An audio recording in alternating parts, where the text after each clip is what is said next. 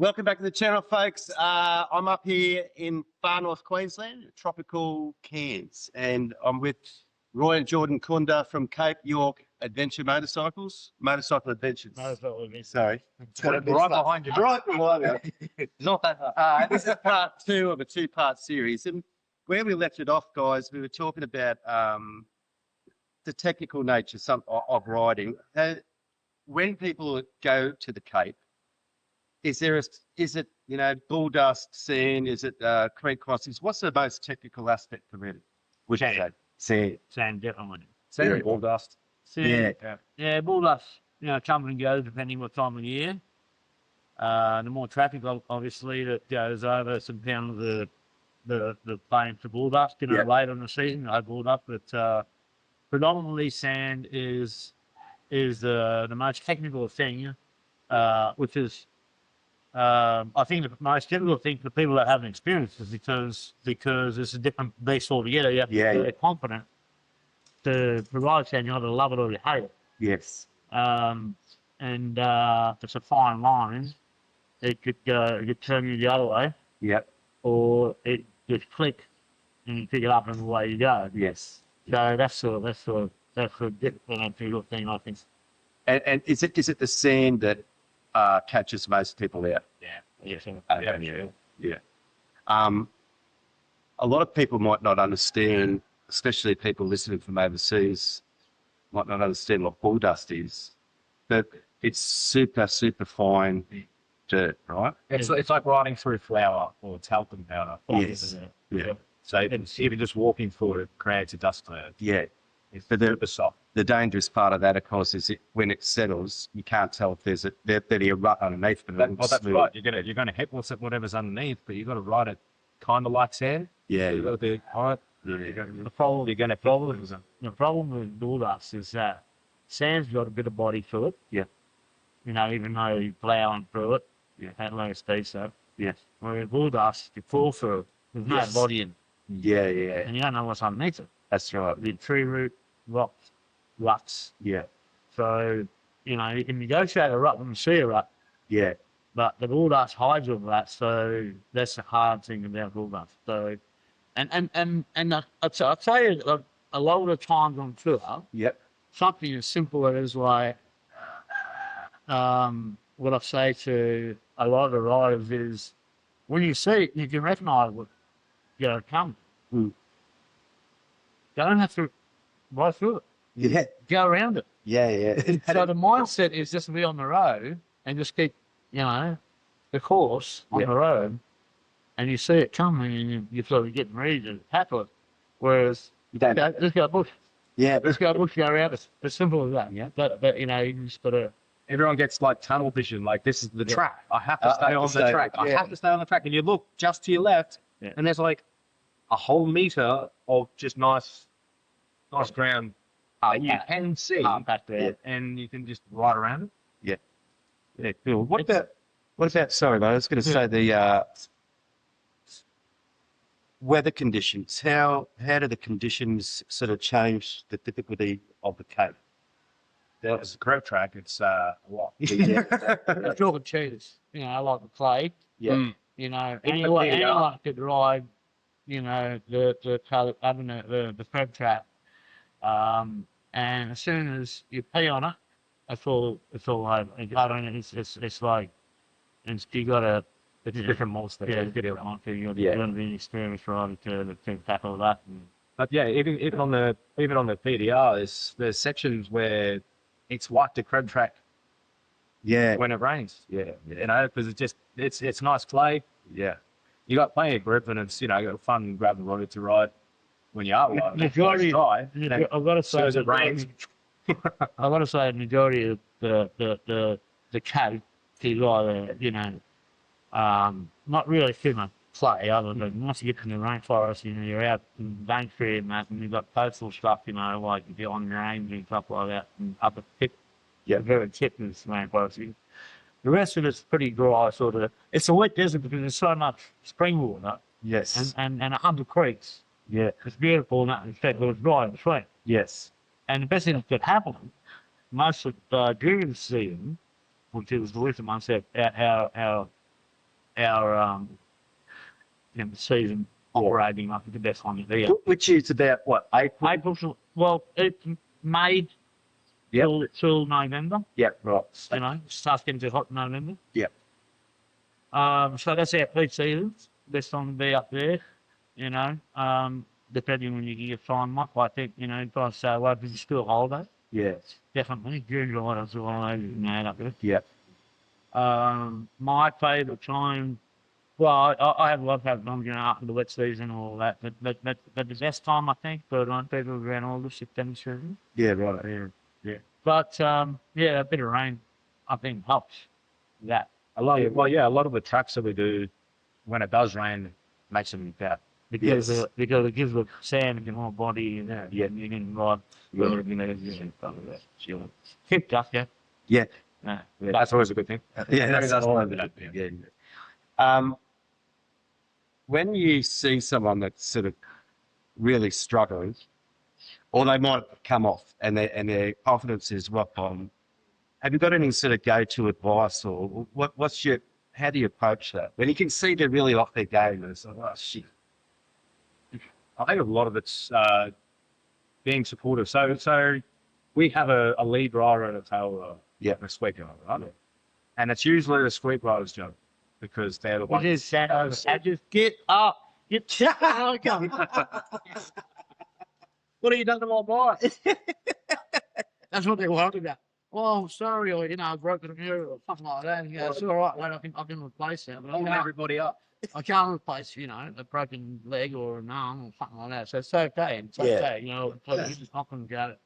You know, you're not the worst. You're close, but you're not the worst one. Take the piss out a little bit, but nice.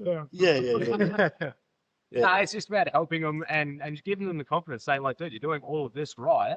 Yeah. This is what you're doing wrong. Yeah. Just try that next time. And you just it's okay, dude. Yeah.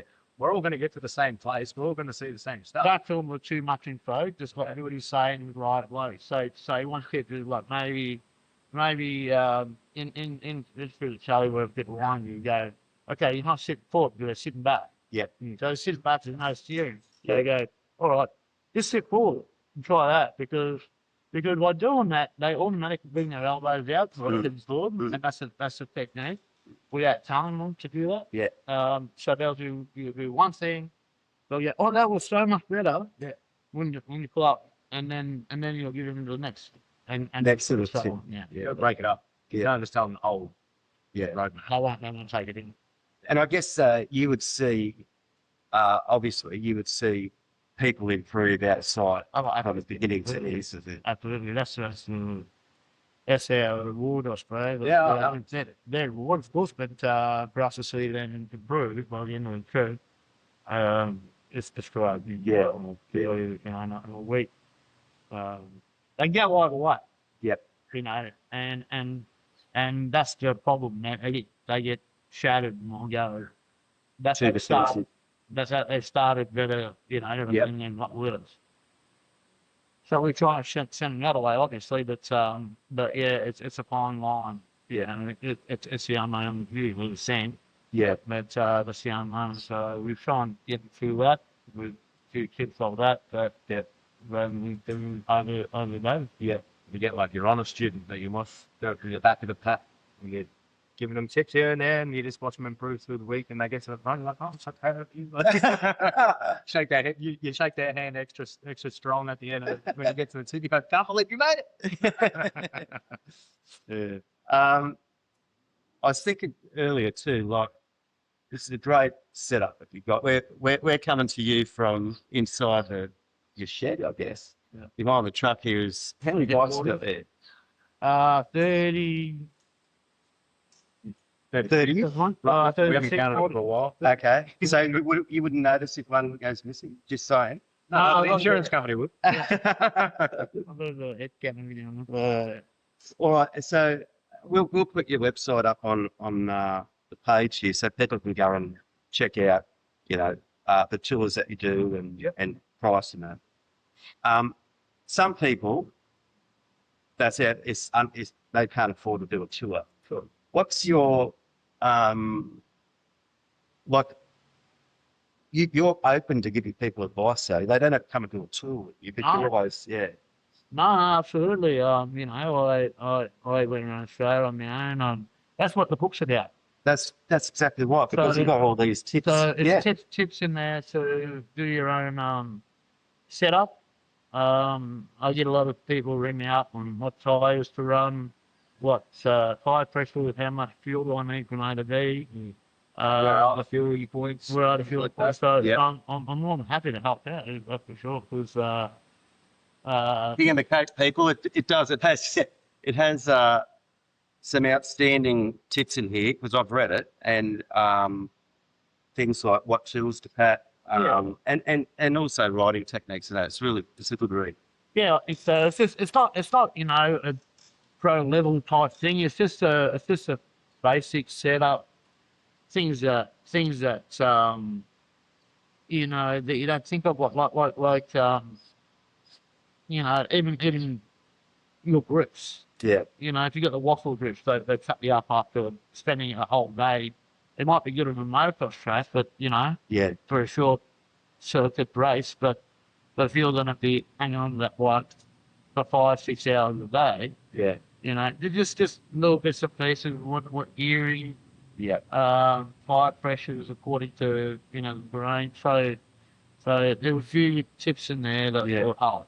A lot of them, as well as a lot of the guys that we bumped into at the Cape that are doing it on their own, had well and truly overpacked. Yeah. I bumped into a dude that had an old spice rack Yeah. in his thing, you know, and you go, Either must have here. you just go like, you love your food, obviously, but they just pack way too much and they're overloading themselves, and then they're putting them in a situation. Got a big adventure bike that's overloaded, and they're going into the sandiest trap on the pack, and you just go, I mean, you do it's just get rid of all of that, and you're good. Yeah. Yeah, overpacking is one way. I was sending stuff home in the whole 2 years I was traveling full time. Yeah. You know, I haven't used it, so I just sent home or give it away or whatever I had, you know, and had the after it there and sent it. And that's you know, sort of letting what you need where you go, you know, and you find what you like. I know. It's a packing. It's an art. It's an art, right? Because I have to resist. You know what? I've got panniers. And even when I'm mentally unpacking light, then I'll go, I've got room here, I could throw that in, I could throw this in, I could throw that in, all of a sudden you pack the book. So yeah, it is a real art, isn't it? What about if people are packing light, what are 2 or 3 things that you would say, don't leave without this? Task of 4, 2 areas. I mean, That it's sort all, of doubles as a camel pack. Yeah. it's like, I mean, you like, you know, your tool bag, obviously, that's very important that you have to have. That's a must have. You know, there's a lot of, that's a hard one. Yeah. There's, you know, there's an argument between do you carry it on you, do you carry it on the bike? That's all personal. Yeah. I've had was carrying stuff on the bike. It'll go missing, I don't even know. You know what I mean? Yeah. I like to get light on the bike, so I like to take the weight with me. Yeah. If I come across a washout or something like that, unexpected. Yeah. So there's a lot of factors in that. So tools in one, try to keep that weight minimal, that can cover like multi-tools that can cover the, you know, your flat tires, your regular, you're not going to regular the motor, but still, you know, maybe your regular issues, flat tire, and stick to your regular. Then you got, you know, your hydration, depending where you go, you're gonna need some sort of, you know, at least 3 liters of camelback, you know, comfortable water source. You know, the staple things that you need, certain things like that. Bit of tin food just to back up, you know. You know, if you don't make it to the pub, fishing rod definitely. If you're out this one, catch a barra. Yeah, I think the hard part about that question is you should know where you're going first. Yes. Knowing what sort of terrain you're going into, what sort of conditions, where you're going to go, where what the goal is, and know. All right, so it's going to take me 4 days to get to what I need to get. Yeah, I need to pack this because I'm going into the desert. Right, so there's not going to be a water source. I need exit. I need fuel because I need to get say 400 kilometers between a fuel stop, so I need to go back to that. So it's sort of knowing where you're going to go and where you want to end up. Yeah. That's when you go. You think there's the 5 things that I absolutely need, and then the rest is nice. Yeah. Yeah, so I think the book covers a lot of that. Yeah, it does. Yeah, the rest was up to you. Plain like Luke says, depending on your conditions of the area that you're going into. What about memorable moments? Do you have any sort of standout moments in all the tours that you've done? I know that's an impossible question. I mean, I pick one out. Like, I keep having to remind him. Yeah. no, Just, he has that many that he goes, oh, you know, oh, I that's know what question. I go, what about this? Yeah. He goes, oh, that's right. And then that. look, it's like it's like get the ball rolling. Tell one what kind of flooding. Yeah. Where you go, where do you start? Well, I remember reading in your book that it was particularly wet, and you got up to the ferry. Is it the Jardine. Yeah. Yeah, look, that was pretty risky sort of stuff at the time, and I think I was under a lot of pressure to get the water there. We're nearly there. Yeah. It's sort of like 50, 60 k's away from the tip, so we got, it's called the silent adventure for a reason. Yeah. I think one day we done 30 k's, Wow. and that's just talking with PDR, like we're not even doing it. Yeah. And every dip was just a raging torrent. And so what the guys will do to get to the mile point in, up there, they have these 10 little ropes set up in the zone, and you sort of pull yourself the other side. Yeah. And then the little Suzuki, short wheelbase there, pull catcher or something like that, take a little meter break, and then you go do that and I'll put together. Anyway, we use them, with them. Yeah. Got to the Jardine and I had it organised for the locals to come down and to carry us across. Yeah. Because they only operate between certain hours. Sure. Yeah. No. Well, that's not me. They don't operate at all. Oh, But I know a couple of TO3 owners that sort of would do that as a favour. Yeah. Nobody showed up, so we sort of spent the night there, and I thought, what do I do? Do I go back to the ranger station? This is before, shut funds and so I ended up. I ended up getting 2 drums, the two extra drums, 2 drums, 44 drums there, and I strapped them together, and it's pretty crazy when you think about it, but at the time, you do stuff and you don't realise, and I put my way across to the other side. And this is the Jardine River. It's full of crocodiles. Yeah. Which you don't think about sometimes. Yeah, it's pretty crazy. You had to be Bruce riding gear on. Yeah. Oh, yeah. It had to be armed on. Had to be 100 times. But you also had your bum bag full of tools. Full of tools. That's why I thought the anchor, because I let the wobble up when I was about to lose it, and the bum pad would have taken me straight to the bottom. Yeah. It weighs 10 kilos at least. Yeah. Probably. And I just sort of calmed down and calmed the situation and happily get across the other side and hot water the ferry and all that. It would have felt like luxury. Is that tell you something about my youth? No. No, it is the old diesel motor, and I got that over and Republic on that trip, and it used to be back in the ABZ, Australian jet bike days, where we used to take their regions to the Cape first, to Cape Revere. Yep. He named it the Poseidon Adventure because it was so wet and accordingly, and he got there. Yeah. Wow, make it happen in all these years. Yeah. I suppose I assume that for you guys, every day is just a series of problems that got to be overcome and solved. Yeah. Go to just every day, wouldn't it? Yeah, we start the day with a very, very sound plan. Yeah. And as soon as you put your helmet on, that goes out the window, and you just Yeah. you got a million things. You know, you might run out of time because you've had to change a few tires, Yeah. or some of the guys are struggling at the moment, expected, or so you start time management's kind of a big thing. Yeah. But yeah, every day is there's challenges, but like we know we can get past all of it. Yes. So we just got to sit and think them. Yeah. That's helped me to show take the boys around this way instead. Or just having that knowledge that's passed down to me of doing it for so long. Yeah.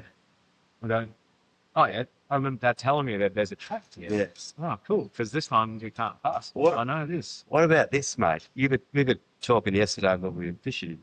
You told me a yarn about a bike that you got that didn't have any oil in it. Oh yeah. Can you just remind me again? I'll tell that story. That's Exactly. So we had a guy that on the Starkey train. He come off with broken his wrist. And up the Cape, sometimes it takes hours for the ambo to get to us, so we have to get the guys into camp, right? So Jeremy, I was riding with Jeremy at the time. He stayed back with him to look up him, make sure he was all good until the ambulance arrived, and I kept the guys going on into camp. He made a lot of dust to get the attention of the helicopter, right? So because he was on the sat phone to the helicopter, and they're like, "Do you have a flare or something? We can't see you. We've only got about another half an hour of flight time left before we need to start going back." And Jeremy told me like, "Oh, you know, I can make a lot of dust. I don't have a flare." And they're like, "Oh, whatever works." So he gets on his bike and he starts doing going. He's in the dust, full dust. His Starkey is nice. Yeah. Called him back. Did you guys get that? They're like, "Yeah, dude, we saw that." We'll be there in a minute. Picked the guy up. He ended up being all good. Just ended up with a fractured wrist. No problem. Jeremy rode on into camp. Anyway, so later on in that trip, later on in the trip, we had a bike that blew up because it had no oil in it. And this is when the bikes start getting old enough where they start burning the oil. Yep. So obviously Jeremy had stashed that bike and we had to go and pick it up. So we had about 90 Ks to put him on the back of the bike and ride him in. One of the hardest, more technical tracks in Cape York. Yeah. So we're, zooming through the track. Here's the bike. Got it out of the creek bed that he left it in, and we got back to the shed there, and we remembered. Hold out station. Abandoned. We remembered. We better check it for oil because we had a bike that blew up. So we checked it, and there was no oil in it. So we're wondering, what do we do? Should we get half the oil out of this bike, and then at least both have some? Yeah. Anyway, we're looking around, and we see this old abandoned Jeep that's been in there for probably longer than Dad's been doing the tours. Yep. It's up on cinder blocks. There's no bonnet on it. That's all. Yeah. me and Jeremy look at each other and go, maybe. So we go and lay under that and pull the sump plug out. Yep, there's oil in there. It's black as hell, but it's better than nothing. Wow. Cool. Yep. Chuck that in the bike and keep motoring on. We got it to the line set at like 11 like that. Wow. Yeah. How come you always didn't long then? It was always young. Yeah, I just I lost just him. fucking love that place. It's the best. It's my favourite watering hole. It is very cool. If you ever get a chance to go to line soon, make sure you take it up. That is true. It is always about getting to the line set. Fellas, thank you both. It's been a real hoot. I mean that, like just getting to know you both and spending time with you yesterday was a real pleasure for me, and really, really pleased that we did this, and people can, I think now get some information about the Cape and plan better for a trip up the Cape if they want it, or if they want to do a great tour, then obviously 35, 36 years of experience. It's a lot. If you can't afford it, these guys are always happy to give advice on getting up there anyway. That's the sort of advice they are, trust me. So thank you very much, mate. It's a pleasure to meet with you, mate. Everybody else, we'll see you at the next episode. Stay upright, and we'll see you for another conversation beyond the ditch.